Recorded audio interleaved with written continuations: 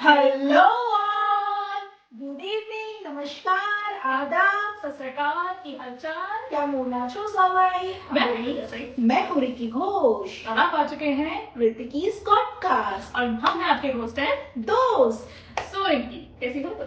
मैं बढ़िया, तुम बताओ। बिल्कुल ठीक। तो आज का टॉपिक बहुत ही इम्पोर्टेंट एंड रिस्पॉन्सिबल है। वो है इंडिया को कैसे क्लीन एंड ग्रीन बनाया जाए। बिल्कुल, हम सब जानते हैं बहुत ज्यादा वेस्ट हो रहा है और बहुत ज्यादा गंदगी इसलिए भी हो रही है क्योंकि हम शायद रिस्पॉन्सिबिलिटी नहीं ले रहे हैं बहुत सारी चीजों की। ऐसा क्यों?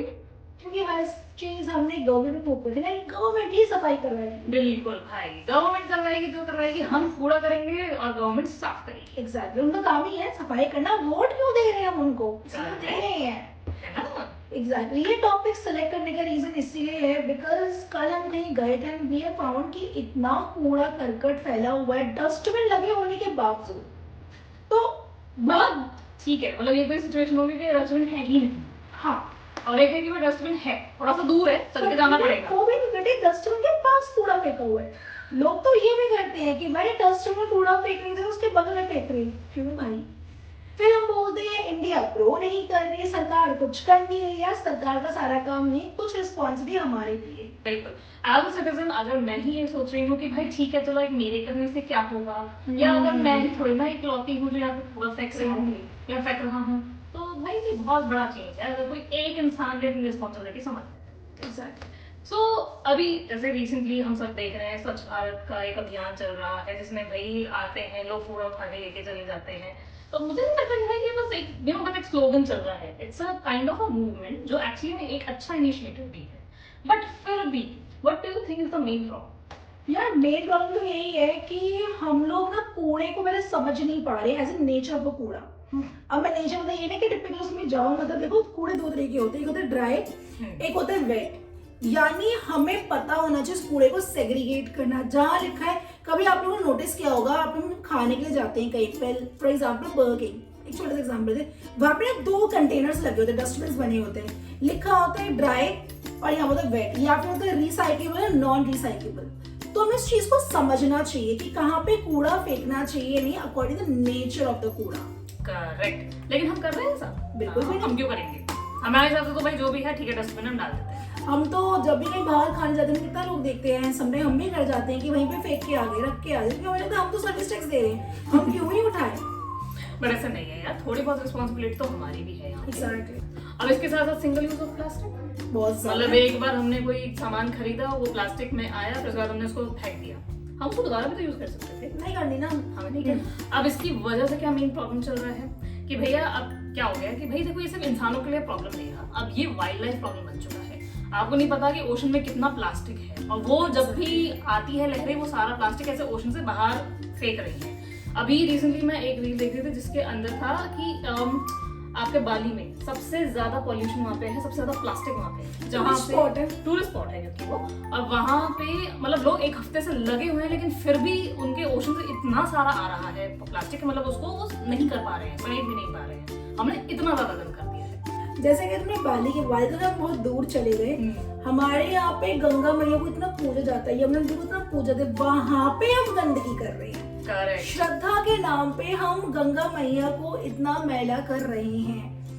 मतलब बहुत हैरानी वाली बात है कि हम हरिद्वार जैसी जगह में, इतनी अच्छी जगह जाते हैं और कहते हैं गंगा जी में अब डुबकी लगा सारे पाप धुल जाते हैं, बड़ा उन्हीं को गंदा करके आ रहे हैं, प्लास्टिक फेंक रहे हैं, वहीं पे फूल चढ़ाया, फूल माला को वहीं पे विसर्जन किया। ठीक है यार, श्रद्धा होती है, हमें पता है बायोडिग्रेडेबल है फूल माला, तो शायद हम उनको पौधे के पास भी रख सकते हैं, और भी बहुत सारे वे आउट से, राइट। वहीं पर पूजा करी, वहीं पर प्लास्टिक फेंक दिया, लोग वहीं पर नहा रहे हैं, तो कपड़े भी धो रहे हैं।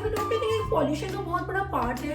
अगर गवर्नमेंट बोल रही गंगा मैया को साफ करने, यमुना को साफ करना है, तो समझो ये हमारे बिना चीजें पॉसिबल नहीं है।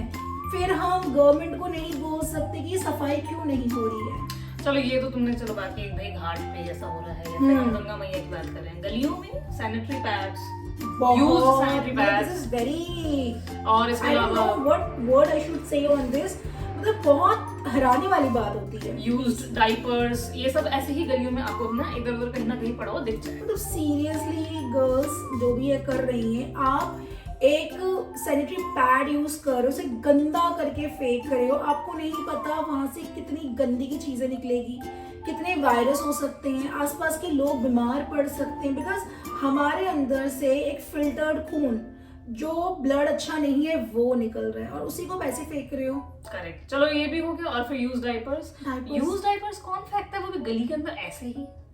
आई मीन पैड फेंक सकते कृति, यूज्ड पैड। कुछ लोगों को लगता है पीर से टैबू बताना नहीं है, पर वो अपना खुला हुआ मतलब Used pad हम used फेंक pad सकते हैं। फेंक सकते हैं, सिर्फ ब्लड ही ब्लड लगा हुआ है। बहुत सीरियस गाइस, इसे मत करो। डायपर्स जैसे कृति ने लेकिन बोला, पता है इन सब में ना एक चीज जो मुझे लगता है कि बहुत मेन है, वो है अवेयरनेस और लेजीनेस। मतलब हम अवेयरनेस के नाम पे हमारे पास कुछ है नहीं। स्कूल्स में भी ठीक है बच्चों को पढ़ाते हैं कि भाई साफ रखो साफ रखो, स्लोगन्स दीवारों पे लिखे होते हाँ हैं। वही कि भाई अपनी जगह को साफ रखेंगे, लेकिन हम ना उसका ना कुछ प्रैक्टिकल इम्प्लीमेंटेशन तो हम कर ही नहीं रहे। बिल्कुल। ठीक है, हम तो बता रहे हैं कि हाँ ठीक है किताबों में है कि भाई साफ रखना है, पर कैसे रखना है, क्या करना है, ये कोई नहीं है उसके अंदर ना बात। बस वही जैसे मैंने पहले नहीं बोला कि भाई ठीक है ये भी तो कर रहे हैं, मैं भी कर लूँ तो क्या फर्क पड़ता है? मेरे से ना क्या ही फर्क पड़ेगा उससे। इस चीज को समझना भी बहुत जरूरी है। ठीक है, तो भाई प्रॉब्लम्स हमें पता चल गई, तुम्हारे हिसाब से इसका सॉल्यूशन क्या हो सकता है? यार सॉल्यूशन जो मुझे लगता है सबसे मतलब बेटर चीज है एजुकेशन सिस्टम। मुझे लगता है एक इंसान जब वो पैदा होता है और कुछ सीखता है तो education system can help him और हर आउट। कैसे? कॉलेजेस में, स्कूल्स में सारे बच्चे होते हैं, यूथ होती है, उनको सिखाया जा सकता है कि भाई डस्टबिन में कूड़ा फेंको। जैसे फॉरेन कंट्रीज में नहीं होता कृति कि कॉम्पिटिशन्स लगते हैं कि बच्चे डस्टबिन को मतलब कूड़ा करकट उठा के फेंकते, ऐसा कुछ होना चाहिए। वॉलंटियर वर्क्स होने जिसके लिए इवेंट्स हो सकते हैं छोटे मोटे, कि आपको अपने स्कूल के अपने क्लासरूम को साफ करना है फॉर एग्जाम्पल। ऐसा कुछ अगर करें हम इम्प्लीमेंटेशन का, तो आई थिंक बहुत ज्यादा बेनिफिट हो सकता है। सिर्फ एक किताबों तो न रहे कि सफाई कितनी जरूरी है, बट अब प्रैक्टिकल इम्प्लीमेंटेशन भी करें इसके साथ। That's true. अब इसके साथ साथ चलो ये तो तुमने बात की भाई स्कूल की, हम ये भी तो कर सकते हैं भाई जो लोकेलिटीज वगैरह हैं जिसमें हम रहते हैं, एक कम्युनिटी में हम रहते हैं, तो उस कम्युनिटी पार्टिसिपेशन भी तो करवा सकते हैं। बिल्कुल, जो सेम कंपटीशन तुम कह रही हो वो हम अपनी लोकेलिटी में भी तो कर सकते हैं। बिल्कुल। और सबसे अच्छी बात है मुझे लगता है जो कम्युनिटी वाली बात की बोली बहुत अच्छी बात है, इसमें करने का तरीका एक बहुत अच्छा हो सकता है कि लोग रिफ्रेशमेंट देना शुरू कर दो। बिल्कुल कि भाई ठीक है हम ये एक कंसोलेशन प्राइज हो गया, या एक ऐसा कोई जो जीतेगा जिसकी लोकेलिटी ज्यादा साफ होगी उसके लिए ये प्राइज हो गया, ऐसा करके कुछ कर मतलब मुझे लगता है एक हेल्दी कंपटीशन हमेशा हर चीज में अच्छा होता है। बिल्कुल, चाहे वो वर्क कल्चर हो या सफाई में हो, healthy competition always helps you, right? Correct. और अब इसके अलावा तुम्हें पता है एक सर्वे हुआ अभी रिसेंटली, ज्यादा साल नहीं मतलब 8-1.5 साल पहले, उस सर्वे पाया गया है इंडिया में सिर्फ 2 ऐसे सिटीज है जहां सबसे ज्यादा क्लीन माना जाता है, इवन तो वहां के टैप वाटर के पानी पी सकते डायरेक्टली। जैसे कौन सी? इंदौर एंड हमारी सूरत। वाह, मुझे लगता है जब वो सिटीज में इतनी क्लीननेस हो सकती तो why not the other states, other cities.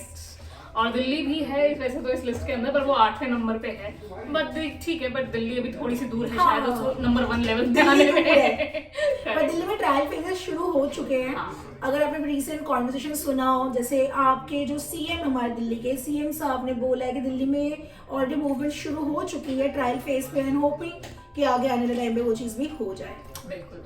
चलो ये तो तुम बात कर रही हो इंडिया की, पर हम इंडिया तक क्यों सीमित रहे भाई? हमें एट हमारा कंपटीशन बाहर भी तो होना चाहिए ना, इंडिया के हर बाहर। चीज में हम करते हैं, जीडीपी में करते हैं, करेक्ट, तो हम हर इसमें भी चीज़ क्यों में। नहीं कर सकते? बिल्कुल। अब तुम्हें पता है कि जर्मनी में एक ग्रीन डॉट सिस्टम इनका चला था, अच्छा। जिसके लिए उन्होंने बहुत कम्युनिटीज ने पार्टिसिपेट किया, और उन्होंने ऑब्वियसली वही जो हम कहते हैं कि भाई वेस्ट सेग्रीगेशन बहुत जरूरी है, and they actually took it seriously, और जो 90% वेस्ट है वो रिसाइकिल किया है। That's very great. अब रिसाइकिल में कितनी चीजें होती है, कभी तुमने नोटिस करा है कृति, जब आप स्विगी से चीजें मंगवाते हो उनके जो बैग्स होते हैं उस पे लिखा होता है कि recycle material used, this is a very good initiative. Exactly. और इसके साथ साथ सिंगापुर में तो उन्होंने $300 तक का एक फीस भी, क्या कहते हैं, पेनल्टीज उन्होंने लगा रखी है कि जो भी लिटरिंग करेगा उसके ऊपर ये पेनल्टी लगेगी। ये तो बहुत अच्छा है कि लिटरिंग अगर लिखा है ना, जैसे मेट्रोज में भी लिखा है नो लिटरिंग, एक्चुअली वो चीज इंप्लीमेंट होनी चाहिए। सरकार को वो चीज, तो पता क्या होता है, मुझे लगता है 2 चीजें आप किसी भी आदमी से काम कर सकते हो, या तो उनकी वीकनेस पकड़ लो, करेक्ट, या उन पे फियर पैदा कर दो कि भाई डरा के काम कर सकते हो। बिल्कुल। अगर डरा के काम नहीं बन रहा, मतलब वीकनेस पकड़े काम, तो डरा के कर लो यार। वही तो कुछ ना कुछ तो हो ही सकता है वही ना। ठीक है, तो सीधी उंगली से निकले तो टेढ़ी कर लो। टेढ़ी कर लो, एग्जैक्टली। गवर्नमेंट को इस चीज को बहुत सीरियस लेने की जरूरत है, और गवर्नमेंट के साथ being a citizen of our country, अगर हम चाहते हैं हमारी कंट्री हर चीज में आगे जाए, तो देखो सफाई is the one of the thing.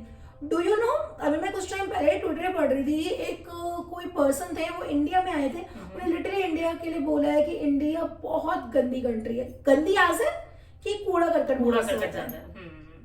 अब देखो भाई, देखा जाए तो हम जितना सोचते हैं कि ठीक है हमारा भारत महान है, हम बहुत ज्यादा उसको प्यार करते हैं, बिल्कुल हम करते हैं, लेकिन कहीं ना कहीं देखो कमियां तो है, और उन कमियों को सिर्फ गवर्नमेंट के ऊपर हम नहीं थोप सकते हैं। हमें थोड़ा सा अपने आपस में आसपास की भी लोगों को भी लेनी पड़ेगी रिस्पॉन्सिबिलिटी। इसके अलावा फिर जैसे मैंने स्विगी वाला दिया एग्जांपल, मेरे ख्याल से प्लास्टिक का ऑल्टरनेटिव होना, परमानेंट ऑल्टरनेटिव होना बहुत जरूरी है। करेक्ट।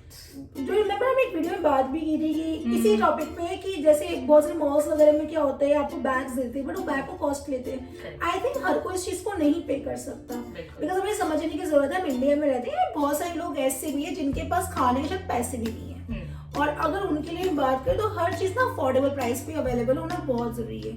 हम रिसाइकिल के नाम पे, ऑर्गेनिक के नाम पे मार्केटिंग बहुत खराब कर दी है कि हर चीज को महंगा कर दिया है। तो प्लीज उस चीज का गवर्नमेंट को जरूर देखना चाहिए। बिल्कुल, मतलब अगर देखो हम बात करें कि भाई रिसाइकिल, तो कहीं ना कहीं हम उन चीजों को अगर थोड़ा सा और कम प्राइस में कर दें जो कि हर कोई अफोर्ड कर सके, तो फिर शायद चीजें थोड़ी बहुत हो सकती है। बिल्कुल, कंपनी को इतना एम्फसाइज करना चाहिए चीजों से कि भाई थोड़ा बहुत तो कम होना जरूरी है। कि आप मतलब प्रॉफिट रखो यार, प्रॉफिट रखना हर कोई बिजनेस ऐसे ही चलाता है, हम उसके अगेंस्ट नहीं है, but the thing is this, alternative लेगा तो बेस्ट ऑल्टरनेटिव जो हर कोई यूज कर सके, किसके बेनिफिट के लिए। करेक्ट, क्योंकि देखो ऐसे बैन लगा देना, जैसे प्लास्टिक बैन, अभी ये रिसेंटली बहुत हुआ था जब प्लास्टिक बैन हो गया था, तो ये वो सॉल्यूशन तो नहीं है जब तक उसका कोई अच्छा वर्जन या एक ऑल्टरनेटिव चीप वर्जन, वो भी सही प्राइस में नहीं मिलता। अफोर्डेबल प्राइस होना बहुत जरूरी है। करेक्ट। सो कृति, आज के साथ आप बताओ हमारे टेक अवेज क्या है जो हमारे ऑडियंस को याद रख सके और चीज को फॉलो करे। बिल्कुल, तो हमने बात किया है पहली बात तो प्रॉब्लम्स कि एग्जैक्टली हमारे क्या क्या प्रॉब्लम्स है, जैसे कि वेस्ट सेग्रीगेशन, जैसा रिंकी ने बोला है, सिंगल यूज ऑफ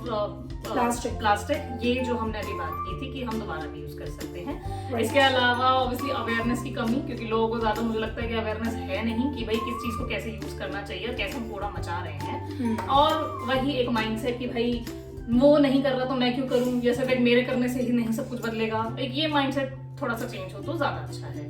बट इसके साथ साथ हमने सॉल्यूशंस की भी बात की, जैसे राइट सोल्यूशन वही, जैसे मैंने बोला, यूथ को यूज करना बहुत जरूरी है। स्कूल्स में, कॉलेज में कुछ कॉम्पिटिशन्स हो सकते हैं, अवेयरनेस डालना पड़ेगा हमें कि भाई कूड़ा अगर फैला तो उसके क्या हमें हानिकारक डिसएडवांटेज हो सकती है और उसके ऑल्टरनेटिव्स क्या निकल सकते हैं। प्लास्टिक का कोई ऑल्टरनेटिव निकालें अफोर्डेबल प्राइस पे, जो हमें बिल्कुल है। लेजीनेस को तो दूर रखते हैं इसमें भी, कि ऐसा ना कि भैया डस्टबिन थोड़ा दूर है या वहां तक नहीं चल के जाना, फेंक दिया उसके साइड में, तो वो चीज ना करें। और पेनल्टीज लगनी शुरू होनी चाहिए, पेनल्टी बहुत अच्छा सॉल्यूशन हो सकता है। और सेकेंडली सबसे बड़ी बात, सेकेंड की लास्ट सबसे बड़ी बात है, हम बाहर की कंट्री से इंस्पिरेशन जरूर है, जिसमें जर्मनी है, स्वीडन है, सिंगापुर है, जापान और बहुत सारी कंट्रीज हैं। करेक्ट।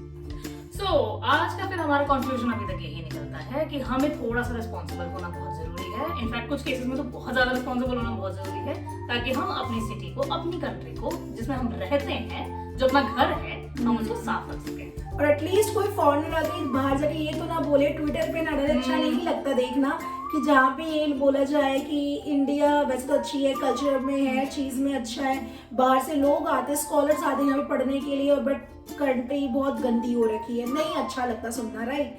अगर हम हर चीज में आगे बढ़े तो व्हाई नॉट दिस। बिल्कुल सही। इसी के साथ कृति, मुझे लगता है हम सबको मिलकर प्लेज लेना बहुत जरूरी है कि कूड़ा करकट ना फैलाए, और अगर आपके पास वहाँ पे अवेलेबल ऑप्शन ना हो, डस्टबिन ना हो, तो फिर कृति अपने प्लीज उस जो भी आपके हाथ में वो कूड़ा है, चाहे बायोडिग्रेडेबल या नॉन बायोडिग्रेडेबल, गीला सूखा जैसा भी, उसको अपने हाथ में रखें जब तक आपको एक डस्टबिन आसपास नहीं दिख जाता, या उसको अपने बैग में या पॉकेट में रखें। बिल्कुल, इतना तो हम कर ही सकते हैं। बिल्कुल हम कर सकते हैं। अपने नेशन को बचाने के लिए, अपनी नेशन को हर चीज में टॉप में करने के, तो हम कर ही सकते हैं। करेक्ट।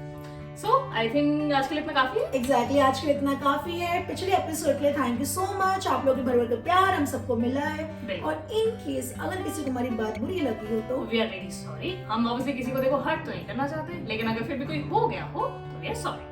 तो इसी के साथ हम चलते हैं। आप हमारे ऑक्सली इस एपिसोड को लाइक करें, सब्सक्राइब करें, शेयर करें अपने दोस्तों में, अपनी कम्युनिटी में, अपने बच्चों में, हर जगह फैला दो बस। बिल्कुल, ताकि उनको भी थोड़ी सी अवेयरनेस हो। करेक्ट। इसी के साथ हम फिर नेक्स्ट एपिसोड मिलते हैं। बिल्कुल। So bye bye, bye bye, love you all.